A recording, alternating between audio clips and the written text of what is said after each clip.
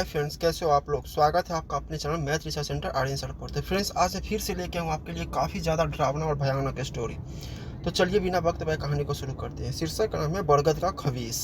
उन दिनों मैं शहर में एक कारखाने में नौकरी करता था। एक दिन मेरा दोस्त मनीष गुप्ता अचानक न आने से मुझे डबल शिफ्ट करनी पड़ी थी। इस वजह से मुझे देर रात 12:30 बजे घर लौटना पड़ा। मैं काम पर आने जाने के लिए साइकिल का इस्तेमाल करता था। मुझे हर रोज घर जाने के लिए एक छोटा सा जंगल पार करना पड़ा था। उस रात आसमान में चमकते पूर्णिमा के चांद की रोशनी, आसपास की चीजें ठीक ठाक दिख रही थी। जब मैं जंगल के रास्ते से होकर घर जा रहा था, तभी मैंने पेड़ के नीचे बैठे एक बूढ़े आदमी को देखा। मुझ पर नजर पड़ते ही वह मुझे अपने पास बुलाने लगा। मैंने उसके पास जाकर साइकिल को ब्रेक लगाया। वह मुझे बोला, बेटा तुम मुझे गांव में छोड़ दोगे तो तुम्हारे बड़े उपकार होंगे। मैंने पूछा, चाचा आप इतनी रात गए इस सुनसान जंगल में क्या कर रहे हो? वो बोले, मैं यहाँ पर नया हूँ, गांव में जाना चाहता हूँ, परंतु रास्ता भटकने की वजह से कुछ समझ में नहीं आ रहा है। मैंने उस रहस्यमय बूढ़े को साइकिल की पिछली सीट पर बिठा लिया और गांव की ओर चल दिया। बहुत देर तक साइकिल पर बैठी बुजुर्ग व्यक्ति कुछ बोल नहीं रही थी। तो मैंने ही पूछ लिया, चाचा आपने अपना नाम नहीं बताया? वह बोले, मेरा नाम है जमाल उल्फत मतवाला। नाम बताते वक्त उनकी आवाज किसी जवान मर्द की तरह भारी सुनाई दी, पर मैंने उस पर कुछ ध्यान नहीं दिया। फिर घर जाने की जल्दी में मैंने साइकिल की गति बढ़ा दी थी, पर अचानक मुझे साइकिल के पैडल मारना मुश्किल होने लगा, जैसे कि साइकिल पर 2 नहीं बल्कि 4 आदमी बैठे हो। अचानक बढ़ने वाले वजन की वजह से मुझे थकावट महसूस होने लगी। मैं बस साइकिल रोक ही रहा था कि साइकिल फिर से हल्की हो गई, मानो साइकिल पर मौजूद सारा वजन हवा में उड़ गया हो। अचानक इतना हल्का महसूस हो रहा था, इसलिए मैंने एक नजर पीछे मुड़कर चाचा को देखा तो मैं चौंक गया, क्योंकि चाचा साइकिल पर नहीं थे तो अचानक कहाँ गायब हो गए। ये सोचकर मुझे डर लगने लगा, क्योंकि अगर वो कहीं रास्ते में या किसी गड्ढे में गिर गए होंगे तो मेरे लिए मुसीबत हो जाए। इसलिए मैंने साइकिल यू टर्न मार के घूम ली और हर मुमकिन जगह देखा, पर मुझे वह कहीं नहीं दिखी। लेकिन वापस आते मुझे दूसरे ही देखा कि एक बड़े से बरगद के पेड़ के नीचे कोई आदमी घुटनों में सिर छुपाकर बैठा है। मैंने उसे दूर से ही आवाज दी, जमाल चाचा आप हो क्या वहाँ पर मुझे उस आदमी ने ना कोई हलचल दिखी और नहीं कोई जवाब मिला। तो मैंने साइकिल वहीं छोड़कर नजदीक जाकर देखने का फैसला किया।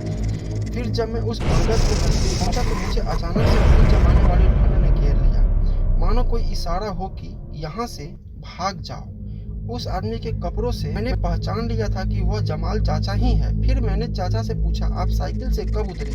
मुझे बताना चाहिए, चलिए मैं आपको घर छोड़ देता हूँ। मेरे इतना कहने के बावजूद चाचा ने तिल के बराबर भी हलचल नहीं की। वो बस मुंडी के घुटनों के बीच झुका के बैठे रहे। मुझे अब डर लगने लगा और ऊपर से वहाँ पर ठंड भी थी, कहीं चाचा का राम नाम सत्य न हो गया हो। फिर उन्हें उठाने के लिए मैंने धीरे धीरे उनके नजदीक गया। तभी मुझे अचानक सड़े हुए मांस जैसी गंदी बू आने लगी, मानो कोई लाश वहाँ बहुत दिनों से सड़ रही है। फिर भी सांस को रोककर मैंने चाचा के कंधे पर हाथ रख दिया।